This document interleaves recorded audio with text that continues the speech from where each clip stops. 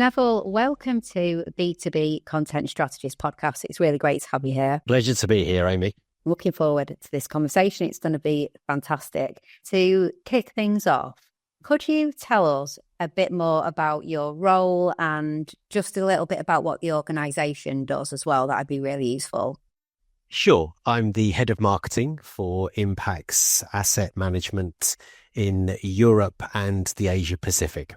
We manage money for professional investors and institutions around the globe, something around $47 billion right now. Quite a lot, isn't it? Right. And so what does your team look like? How are you structured? What kind of roles, and how have you broken that down? Well, it's a global team, which I co-lead a global team, largely based in London. We've built the team sort of around 6 pillars, if you like, 6 mini teams within the larger marketing team. We've got a digital team, website, email, that sort of thing. A production team that produce the sort of automated type of pieces of content that we need. Quite a lot of content that we produce for our many hundreds of clients. We have a product marketing team that produce the sort of less regular materials and more bespoke materials. We have an events team. And lastly, we have a dedicated design team as well. So those are the kind of 6 areas within our global marketing setup. Brilliant. And then in terms of working with people in-house versus the different, aspects that you look to outsource as well, is there anything in particular that you do really prefer to keep as part of the in-house team, and then other aspects where you do sometimes look to outsource to get some external views and expertise? Yeah, it's a good question. We do outsource to a good extent, I have to say, on the marketing side. I should bring in the comms team into this. They are kind of sitting next to the marketing team, and by comms, I mean the sort of, in old language, maybe you could say the PR team, but they, apart from having journalist relationships and dealing with the media, they also help to produce lots of our insights with the subject matter experts as well. So that's one area, of course, naturally we keep in-house. It's really our own thought leadership that's produced by our own subject matter experts and our portfolio managers and specialists. So typically that kind of thought leadership is generated in-house and kind of created in-house. On the marketing side, the pure marketing side is where we might outsource a little bit more. And actually, we outsource in every one of those 6 areas that I've mentioned. There's some level of outsourcing in digital, production, product marketing, events, and design. So in all of those areas, there's some level of outsourcing. That makes sense. That's often the answer that we get. Usually outsourcing is often heavily around SEO support, paid ads, social or search type campaigns. We often hear is outsourced, and design aspects as well. It's often an answer that we get. Exactly. Yeah, exactly. But actually we'd go further than that. We're pretty relaxed about outsourcing when we're very busy. So, we're happy that other teams externally can help us. I think where it's easier to outsource is when we're able to deliver a clear brief to that supplier. So if there's sort of quite complex internal navigation within the firm and sort of conversations that need to happen so that we understand what we're trying to do, that's not a nice thing to hand over to somebody externally. That kind of conversation needs to happen internally, and when we sort of feel very ready to hand it over to someone and work with an external partner, we do that. But the conversations, we try and have that internally as much as we can before we bring someone from the outside in. So in terms of doing more with less, which is a theme that comes up a lot with the marketing teams that I talk to at the moment, it seems to have been a massive thing throughout 2024, this mantra of being under pressure to do more with less. Is that something that you are finding as well, being encouraged to find different ways of doing things within the team, try and do more with less, and to use different tools, different processes, different suppliers, things like that? How have you found that, particularly, in the last year or so? Yeah, it is a theme. We're well funded, so it's not a strong theme for us, but it's really important that we spend our money wisely and we're efficient with our marketing spend, and we pretty much always think about that anyway. So that's certainly a topic for us. I think we focus on getting the brief right. I would say. I think you, Amy, would have would understand those issues you face when the original brief isn't quite right and you have to do something again or recut it and you didn't really think about the audience enough. So we spend as much time as we can thinking about getting the brief right and the strategy right. And that kind of helps long term in terms of kind of more efficient journey to the end result. Yeah, absolutely. So in terms of marketing campaigns, what would you say is one of the most memorable marketing campaigns that you have run? There's been many memorable campaigns over the years. I've been marketing for around 30 years. So there's a lot I could bring up. But I mean, one more recently that springs to mind is something that we did during COVID, actually. We were working on a business line called private markets area. They invest in infrastructure projects around Europe, sustainable infrastructure projects around Europe. Things like wind farms and solar farms, that sort of thing. Buy, build, and sell would be our sort of process that we used through that journey for clients. Yes, we'd typically send our prospects and clients to go and see the assets. We were sort of preparing for a site visit to a solar farm in Holland, and COVID struck. So there was no traveling, right? Yeah, there was no traveling was going on, and we were scratching our heads, and we just wondered if we could actually do some kind of film or video to replace a site visit. So it's a due diligence visit where prospects would go and see the assets and kick the tires and talk to the local management team. We had to figure out an alternative. So we managed to, frankly, replace that site visit with a film. We hired a team, and a local team, of course, out there, a little bit of external work, and they flew in. We interviewed the people on the ground, the managers of the site. We got a drone up in the air to film the whole solar farm. Yeah. So it was quite a change for us to try and replace a site visit with a video. But I mean, I guess the brief or a good outcome would be for the viewer to feel that they were there, really. And we asked the questions that they would normally ask to the local teams, the construction teams. It worked very well. We were really pleased with the outcome. And actually since then, now we don't need to do quite as many site visits as we thought we had to do in the past. And we are replacing some of our site visits with short films. And that works really well. And we raised the assets we were hoping to raise, over 350 million euros into that infrastructure fund. So we were delighted with that. And we were delighted with the campaign. I should say that wasn't the only part of the campaign. It was a rounded, integrated campaign. So it included lots of other tactics as well. But that particular sort of replacement for a site visit worked really well for us.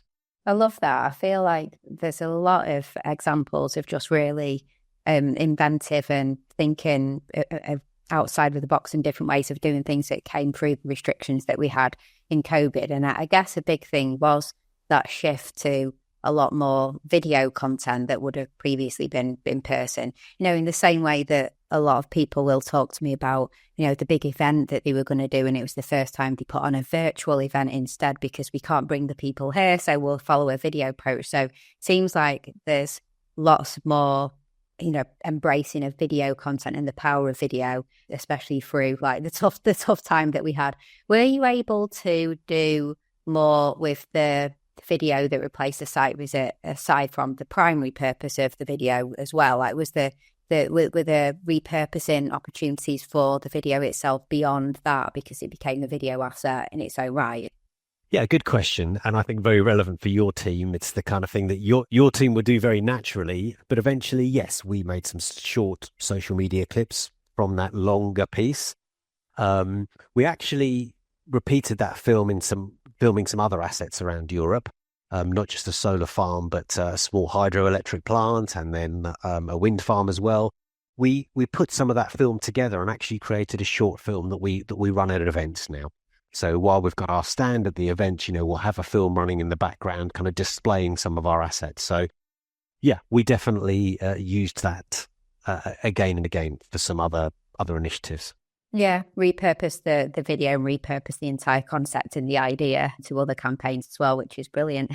So talking about repurposing, what a great segue into that. So As you mentioned, we're all about repurposing. I kind of live and breathe evangelizing the power of repurposing. And I'd love to know, with all the different types of content that you and your team create, what is your favorite type of content that you like to create from a repurposing perspective, knowing that when you create that, you know that you're going to maximize and get as much as you can from that particular type of content? I think we've talked about video, and I have to say that is a favorite. You'll know that if you make a slightly longer version of a film video, you can cut it down. You can cut it down, and you can cut it down for different purposes. I guess the shortest one of those would be something on social media, but there are other purposes as well. So that's a favorite format of ours, but I'll mention one particular team that we work with that are specialists in the asset management industry. It's a business called Asset TV. They, like you, are very skilled at editing films. Because they're specialists in asset management or that world, their distribution list is very powerful. So it's really important that once you've made the content, you're able to put it in front of your clients and prospects. Their distribution list is 600,000 professional investors around the world, and that's a lot bigger than Impax and many other asset managers. So when we do that kind of content creation and the sort of recutting, we never forget that in the end, it needs to be amplified. And people like Asset TV are outstanding at that kind of amplification work. What are they mainly focusing on social, or is that through email, like, the email list that they have and things like that? What are their main distribution channels? Good question. It is social, but actually it's their proprietary database that's the magic that they have. It's their own database of 600,000 professional investors around the world. And that's hard to maintain for any asset manager. And that's really something very powerful. And we make sure that we can use that to good effect. Yeah, absolutely. And I'd love to know, as well as, we were talking about video content, you guys are excellent at creating, really good written content as well. Your insights, your reports, great articles, things like that. And I know you mentioned that you really do like to keep some of the really key thought leadership content very much in-house, working with your experts and developing those insights and points of view for your own content channels. Do you have any particular processes and rigor around extracting key insights from the long-form written pieces, the reports, the white papers, the more cornerstone articles, into different distribution channels and just kind of repurposing it both, I guess, down and up into bigger pieces as well? Yeah, we do. I think you'll, I guess, know, Amy, that it's easier to cut down than build up. So with our written pieces, we'll typically start with the full story, and it might be quite a long report. In our world, 10 or 20 pages would be quite a substantial piece of thought leadership on any given topic. It might take half an hour to read. And that's, I think for us, that's a good starting point to get everything down there in writing, the whole story. Then cutting it down into smaller bite-sized chunks is a lot easier. We don't often go with the other way, if I'm honest, and sort of add information in. So we'd start with the longest possible part of the story and then bring it down into smaller bite-sized chunks from there. Yeah, absolutely. And try and find those different distribution channels for the shorter content and people who are, I guess, at different stages of the marketing funnel and sales funnel as well, which is super important. Are there any particular tools that you're loving at the moment, or you and your team are really loving to use, like specific tools that are aiding the marketing content creation processes? Yeah, it's a great question. We've got some in-house tools that we use. I think ones that your listeners will be familiar with, kind of MS, the Microsoft suite that we sort of generally use. But the more complex stuff, you asked about external suppliers, and we do partner up with a business called Instinct Digital. Again, they're asset management specialists, so they're well-versed. Their strength is data visualization. So in asset management, there's a lot of data about, portfolios and performance and attribution analysis.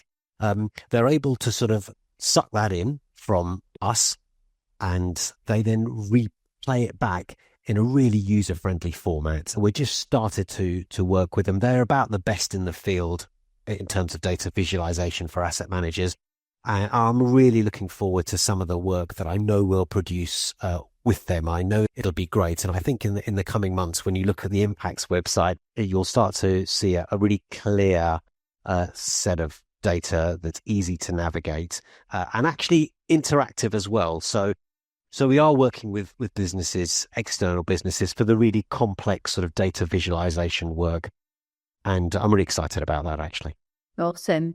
And where do you stand on AI? I just want to briefly touch on this, but are you and the team, are you trying to embrace this world of generative AI? Do you have caution with it, or where in the spectrum would you put your team at the moment in the AI? It's a bit of both, Amy. We're welcoming it. Of course, it's a great opportunity to just do better work. We are cautious in the sense that we're a regulated business. Financial services tends to be regulated, and regulated or not, you just have to be very careful with client data or our internal data. So anything that involves client data or anything sensitive, we put to one side. There's separate teams talking about how AI could work with that kind of information.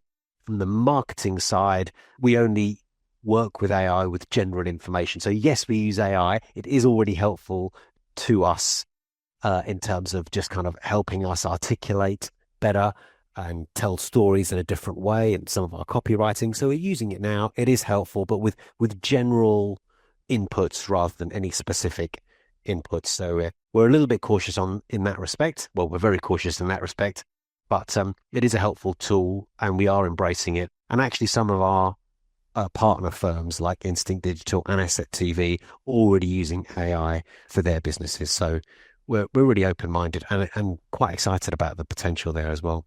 Yeah, and I think you're, very much the same as us in terms of, you're right in terms of, you need to embrace it, but you do need to be cautious and you need to be aware of the legal considerations, legal and ethical considerations with many of these Gen AI tools. And I think we sound quite similar to you. We're dipping our toes in and we're interested in more how it can aid, for example, maybe the start and the end of processes, so, aspects of ideation and aspects of proofreading and things like that, but not the actual creation of content so much. And also, it's just really fascinating to me, the legal implications and the fact that I don't think everybody fully understands that anything that you put into the generative AI tools is then basically owned by that, and it will process that, like it will ingest it like a big machine, and then it will spit it out to someone else. So you better not give anything proprietary or anything that you don't want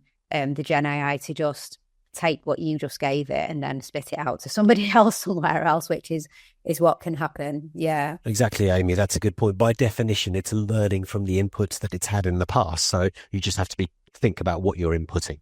Yeah, you do. And I won't go. It's a whole. In fact, it is an entire separate podcast episode that I recorded recently. So I won't go too far there. But just to say that in the episode that I did recently, we were talking about as well the fact that when you get provided with information from generative AI tools, that they do absolutely no check whatsoever as to whether that is proprietary, whether it could infringe on any IP, copyright, trademark, etc. So anything that it spurts out to you as well, you proceed with caution. Like even it will give you something and you could go ahead and share it. I'm not even talking about fact checking, because I think that's obvious that you should fact check anything, but even just the tools that develop creative, they could actually take something that is completely copyrighted by a big brand. Like, Chanel have a trademark on the very specific way that the C curls into the other C and stuff. And you could just say, generate a logo and it looks like that. And before you know it, you've said, well, AI gave it to me, and it's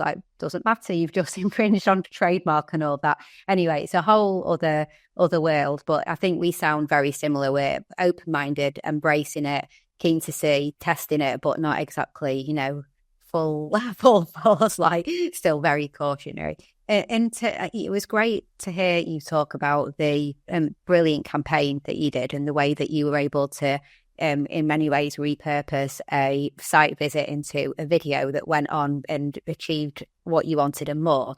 What about the opposite? So do you have any like maybe cautionary tales of any campaigns that perhaps like didn't quite work as you intended or just missed the mark, or, you know, any kind of lesson learned or tales that from any point in your career, not even the current role at the moment, but where something maybe didn't quite go to plan and why? Sure, yeah, no, there's plenty of that. There's plenty of that over the last 30 years in many of the firms I've worked with. Let me speak in general terms. A typical sort of a typical stumbling block for me, my teams, and I guess many marketing people is that moment of not getting the brief right. So, you know, we want to be helpful marketing folks. We're a helpful bunch. We want to get on with the work. And so we'll often just start the work. We'll start making the brochure, writing it, start making the film, start typing in the social media, start planning the event. And I think that's where the mistakes are often made. You know, I have written brochures, made films, made videos, and at some point in the conversation during the production process, somebody quite rightly says, just remind me, what are we actually trying to achieve with this? And, you know, you just think, okay, yeah, I've kind of forgotten, you know, and that kind of that big question gets lost in the journey, in the excitement of getting on with the work. And that's where mistakes are made, because actually you just produce something that doesn't meet that particular brief for that particular client. So that still happens. I mean, even today, in small ways, we miss the mark sometimes. It can happen in a big way, and it has in the past. And we just got to be really cognizant of missing, not getting the brief right, and just pausing early on in the conversation.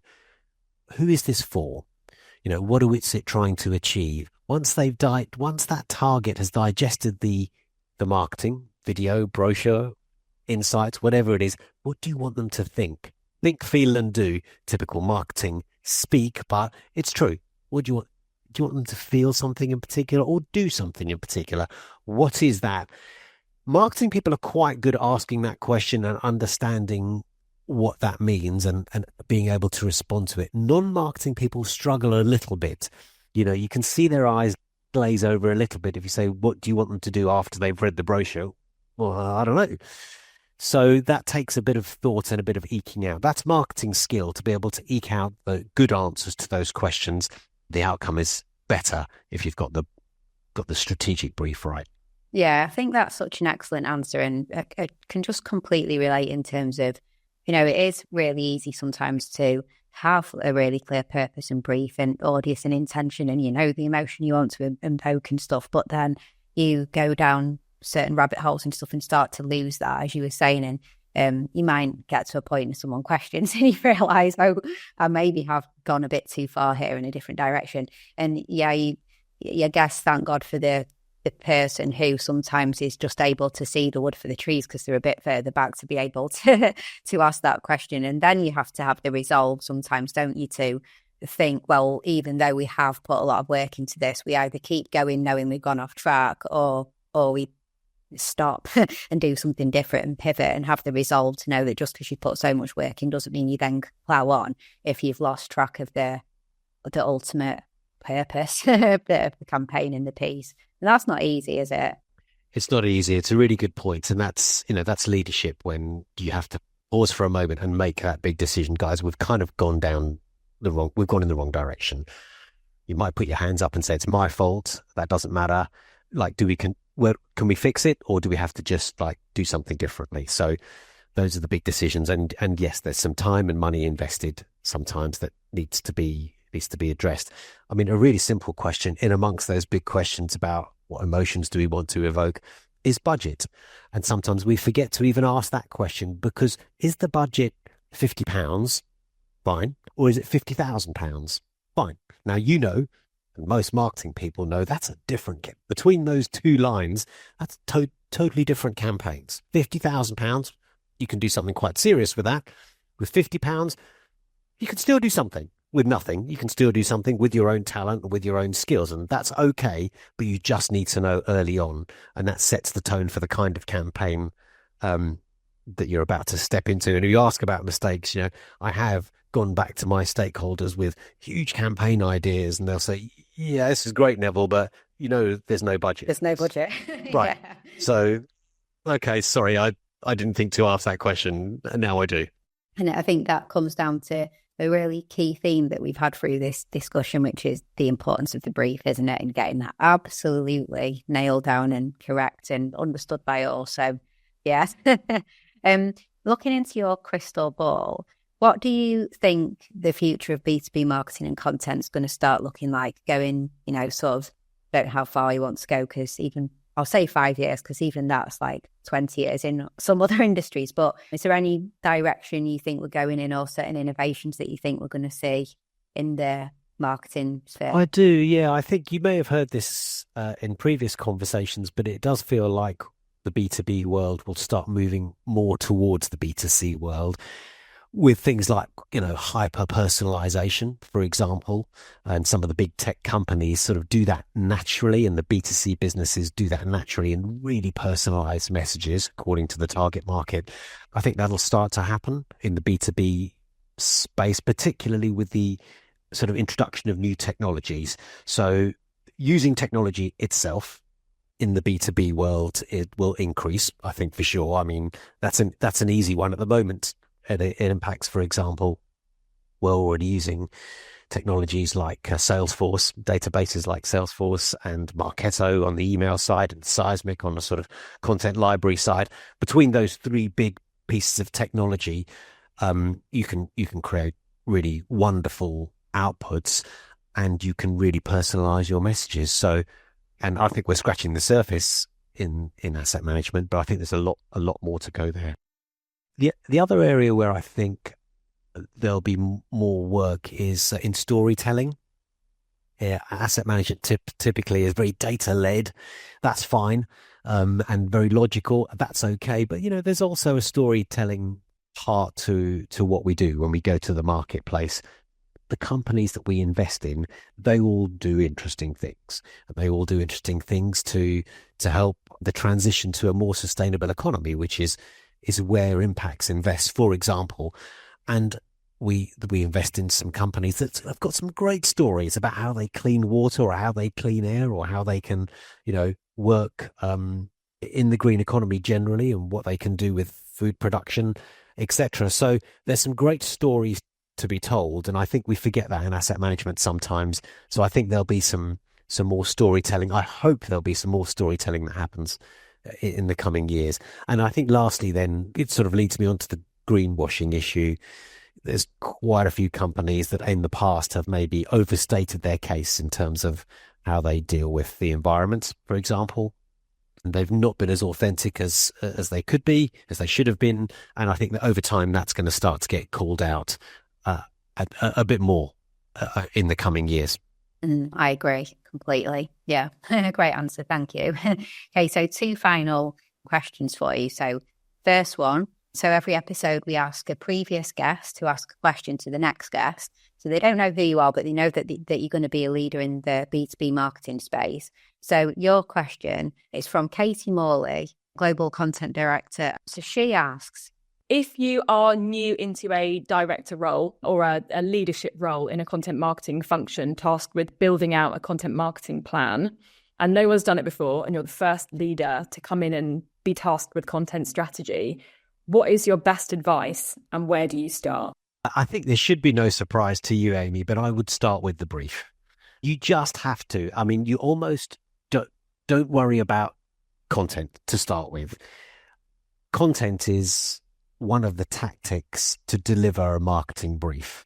It doesn't always have to be at the center of a marketing brief. There's other things you can do to communicate your message. And this has to be written down and played back to the stakeholders, but it is, who's the target audience? What countries are they in? What's important to that particular audience? What's less important to that particular audience, which is quite a useful thing to know. What do they know about our business already? They may be very familiar with the business, so you don't have to sort of introduce the business again. What do they know about the industry? Where are they in the level of sophistication? What's the follow-up going to be once you've done this piece of work? What is the next step? What tone of voice might you want to use in that content? Humorous, serious, a little bit light touch, short? Do they have very short attention spans, or do they have some time to think? And is it sort of long copy type of work, if I may say that? So it's, maybe not the answer that gives you the immediate plan, but the plan that you produce, that whoever produces that plan, will be so much better once you understand the strategic issues. And then the plan will fall out of that. It tends to naturally fall out once you've got the strategic questions answered. Yeah, absolutely love that. It does answer the question perfectly. Where do you start? And you're exactly right. That's a fantastic answer. So the next question, it turns it on to you, actually. As I mentioned, your question came from Katie Morley. So for our next guest onto the B2B Content Strategist podcast, you don't know who they are, but you do know that they are a leader in the B2B marketing space like yourself. So if you imagine being in a room full of peers in similar roles, similar level, and you had a chance to just ask something and learn from the room, what would you ask? Wow. I think my question would be about prioritization. Most marketing leaders are faced with a good suite of products to promote. I have the pleasure of that challenge right now. A great product range, a long list of countries to where the target market sits right now, long list of countries in Europe and around the world. So I've got a long list of countries, a long list of potential products that they might be interested in, and a limited budget in terms of money and in terms of resource. So how do you begin to prioritize where you start, what you do in the beginning, middle, and end of the marketing journey? Prioritization. How do you begin to prioritize? That's a difficult one. Yeah, it's a difficult one, and it's a great question. And I'm going to really enjoy hearing the answer to that from our next guest. So thank you so much. Well, it's been a really, really great conversation. Really enjoyed talking with you today. Where would you like anyone to connect with you, or let you know if they listen to the podcast? I think LinkedIn's it's a great platform. So if you want to drop me a line on LinkedIn, that's fine. That's a good place to catch up with me. Cool. Brilliant. Well, we'll put the link to yourself on LinkedIn in the podcast show notes so everyone can check that out. So really all that's left to say is just thank you so much for coming onto the show. It's been a really great conversation. I know the listeners are going to get lots from it. So, really appreciate your time. Thank you. Maybe it's been a pleasure. Thank you.